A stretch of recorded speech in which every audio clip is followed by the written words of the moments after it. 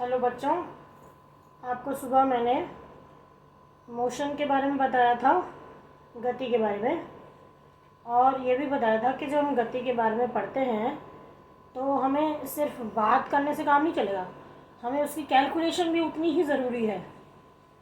क्योंकि कौन सी ट्रेन कितने बजे कितनी स्पीड से पहुंचेगी, तो उसका कितना टाइम लगेगा, या वहाँ तक पहुंचना है तो कितनी स्पीड लेनी पड़ेगी, ये सारी चीज़ें हमें कैलकुलेट करनी होती हैं। तो इसके लिए हमें कुछ इक्वेशंस चाहिए कि हम कैसे कैलकुलेट करें, और जितने भी फैक्टर्स हैं बीच में इन्वॉल्व हैं वो आपस में कैसे जुड़े हो, तो वो हम पढ़ते हैं इक्वेशंस ऑफ मोशन के ज़रिए, यानी कि गति के समीकरण। तो 3 समीकरण हैं जो आपके कोर्स में हैं और आपको याद करने हैं। ये इनको अच्छी तरह से आपने याद करना, नहीं तो आप इसकी कैलकुलेशन और न्यूमेरिकल नहीं कर पाएंगे। So first equation is v is equal to u plus a t. Second equation is s is equal to u t plus half a t square. और थर्ड इक्वेशन है v square minus u square is equal to 2as। तो ये तो मैंने equations पढ़ दी। अब इसमें कौन सी चीज़ क्या है? u है आरंभिक वेग या इनिशियल वेलोसिटी, जिस वेलोसिटी से किसी वस्तु ने चलना शुरू किया, और फिर जब हम उसकी गणना कर रहे हैं तो फाइनल वेलोसिटी उसकी कहाँ पहुँची, मतलब लास्ट में उसकी वेलोसिटी जब हम कैलकुलेशन कर रहे हैं तो क्या थी, तो that is called final velocity और अंतिम वेग। और फिर इस बीच उसने दूरी कितनी तय की, वो है डिस्टेंस, जो कि हम s से डिनोट करते हैं। और इस दूरी में u से v जाने में कितना टाइम लगा, वो है t। और इसके बाद जब वेलोसिटी चेंज हो रही है, तो जब चेंज होती है वेलोसिटी तो एक्सेलरेशन आता है। तो a हम एक्सेलरेशन बताएंगे इससे कि a जो है वो एक्सेलरेशन है। तो अब आपको ये 3 इक्वेशंस समझ तो आ गई होंगी कि क्या क्या कौन से फिगर्स में क्या क्या बताया जा रहा है। तो अब हमें इनका डेरिवेशन करना है तीनों इक्वेशंस का। तो ग्राफिकल मेथड से हम सबसे पहले पहली इक्वेशन का डेरिवेशन करेंगे, जो फर्स्ट इक्वेशन ऑफ मोशन है, that is v is equal to u plus a t. तो उसके लिए हम पहले ये ग्राफ बनाया हमने। ये आपको मालूम है, ग्राफ पेपर्स आपके पास होते हैं, ग्राफ में 2 एक्सिस होती हैं, y एक्सिस और ये x एक्सिस।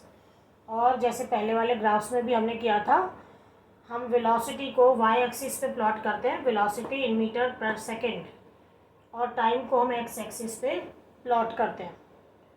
तो ये प्लॉटिंग आप सिंपल कर सकते हैं। अब इसमें हमने लिए एक बॉडी जो कि a से b तक चली, क्योंकि हमने मोशन की बात करनी है। तो a में उसने चलना स्टार्ट किया। जो a है वो वेलोसिटी देखो 0 पे नहीं है, कहीं और है ये, मतलब कि वो शुरुआत में 0 पे नहीं थी, कुछ उसकी वेलोसिटी पहले से ही थी। और फिर वो b तक पहुंची, उसकी वेलोसिटी चेंज हो गई। देखो यहाँ से ये ग्राफ ऊपर जा रहा है, इसका मतलब इसकी वेलोसिटी पहले इतनी थी, फिर यहाँ से देखिए इतनी हो गई, इतनी इतनी इतनी करके यहाँ पे अगर आप पढ़ना चाहें तो हमें ग्राफ से ऐसे पढ़ाई दे देता है कि कितना पे पहुँचा। ये जो ग्राफ की रीडिंग होती है, इससे हम यहाँ से जान सकते हैं। इसको सीधी लाइन खींचेंगे तो ये हमें पता लग जाएगा कि बी पॉइंट कहाँ पे पहुँचा। तो बी पॉइंट पे उसकी वेलोसिटी कितनी है, ए पॉइंट पे कितनी है, वो इस यहाँ पे ग्राफ में निशान लगे होते हैं ना, उससे हम पता कर सकते हैं। और इस दौरान टाइम कितना बढ़ा, वो हम यहाँ से नीचे जब लाइन खींचेंगे 2 सेकेंड 4 सेकेंड ऐसे करके, वो भी हम ग्राफ के थ्रू पढ़ सकेंगे, जैसे कि हमें उसमें रीडिंग्स दी होती हैं। तो ये तो हमने जनरल टर्म्स में बात कर रहे हैं, बट इससे हम कैलकुलेशन कर पाएंगे। तो अब हमने ये ड्रॉ कर लिया, a से b के बीच की दूरी, a से बीच के बीच का त्वरण, a से b के बीच में लगा हुआ समय, ये सब हम इसमें कैलकुलेट करेंगे कि कौन से समीकरण से हम इसे निकाल सकते हैं। तो अब आप देखिए, ये जो ये तो हमारा पॉइंट है जहाँ से हम नापना शुरू कर रहे हैं। यहाँ से ये बॉडी अब हमने यहाँ पे शुरू करा, हमने अपना कैलकुलेशन। ये हमारा स्टैंडर्ड पॉइंट है, 0 जिसे कहेंगे, जैसे ग्राफ में 0 होता ही है यहाँ पे। तो ये ए पॉइंट से अब हमने शुरू कर दिया, ए से बी तक के बीच का हमारा सारा काम चलना है। तो ए से ये जो दूरी, ये जो वेलोसिटी है, ये क्या कहलाएगी, इनिशियल वेलोसिटी। जो शुरुआती वेलोसिटी है वो है u इनिशियल वेलोसिटी। अब उसके बाद ये बॉडी पहुंच गई b तक, b की सीध में ये जो पॉइंट है e, ये क्या हुई फिर फाइनल वेलोसिटी, क्योंकि इस वाई एक्सिस पे हम प्लॉट ही वेलोसिटी कर रहे हैं। तो शुरुआत में ये जो है ये इनिशियल वेलोसिटी u, और ये जो है फाइनल वेलोसिटी v, मैंने जैसे यहाँ दिखाया। तो b तक पहुँच के जो वेलोसिटी है वो है फाइनल वेलोसिटी v, और ये a o जो है वो हो गया u। ये इसके बराबर होता है।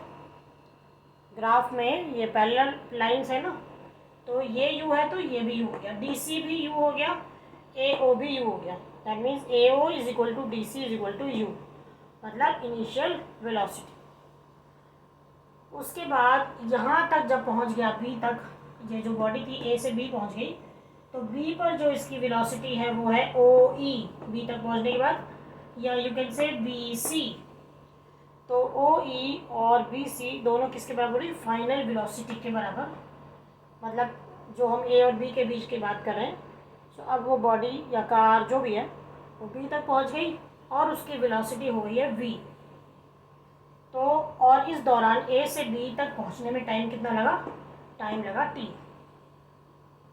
तो इतनी चीज़ आपको समझ आनी चाहिए पहले कि ग्राफ पे इनिशियल वेलोसिटी मैंने ये क्यों दिखाई है, क्योंकि यहाँ से वस्तु चलना स्टार्ट हुई है और यहाँ तक का हमने कैलकुलेशन करना है कि जब वस्तु ने a से b के बीच की दूरी तय की उस दौरान कितना त्वरण हुआ, कितना मतलब वेलोसिटी में चेंज आया।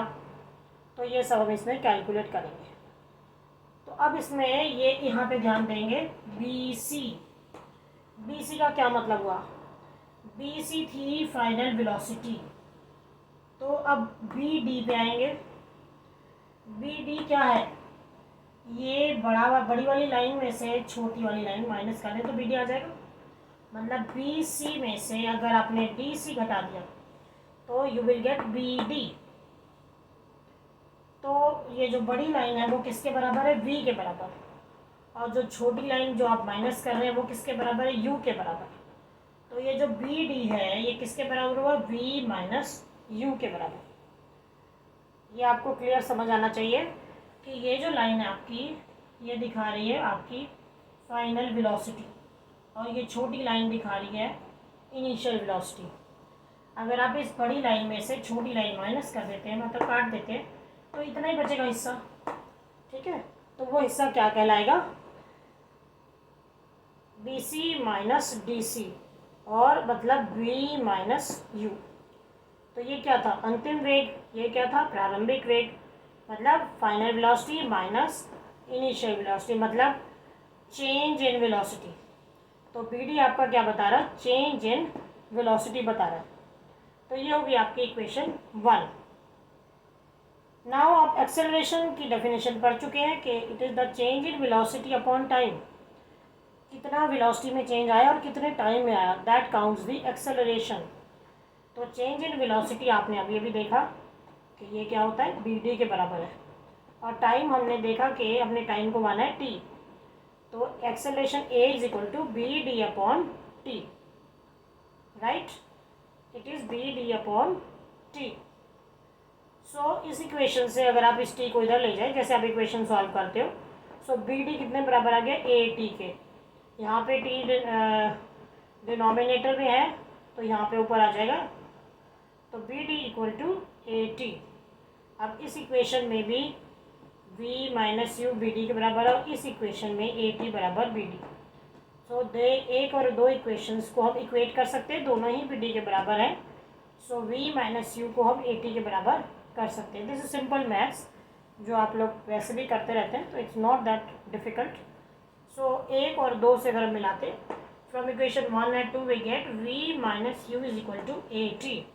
और अब इस U को उधर ले जाते हैं हम, कुछ भी नहीं किया, इधर से उधर ले जाते तो ये माइनस था उधर जाके प्लस हो जाएगा, तो V is equal to U plus AT। So here we come to the first equation of motion, गति का पहला नियम। यदि आपको इनमें से कोई दो फैक्टर दिए हुए हैं और आपको तीसरा निकालना है, ये दिया हुआ है तो आप ये निकाल सकते हैं, या जैसे आप इक्वेशन में बाकी चीज़ें दी हुई हैं तो वो फैक्टर हम निकाल सकते हैं इसमें। सो इस तरह से ये ग्राफिकल मेथड से हमने डिराइव किया इक्वेशन पहली, इक्वेशन ऑफ मोशन पहला वाला जो है ये आपने इस तरह से डिराइव करना है। तो आई होप आपको अंडरस्टैंड कर लिया होगा सब आपने। तो मतलब ये लगता डिफ़िकल्ट है but it is not that difficult अगर आप इसे ध्यान से देखेंगे। और जो मैंने वीडियो ये बना के आपके लिए दे रही हूँ इसे 2-3 बार देखिए तो आई एम श्योर आपको ये समझ आ जाएगा। और अगर फिर भी कोई प्रॉब्लम होती है तो you can always right a question in the group. Thank you बच्चों, हैव अ नाइस डे।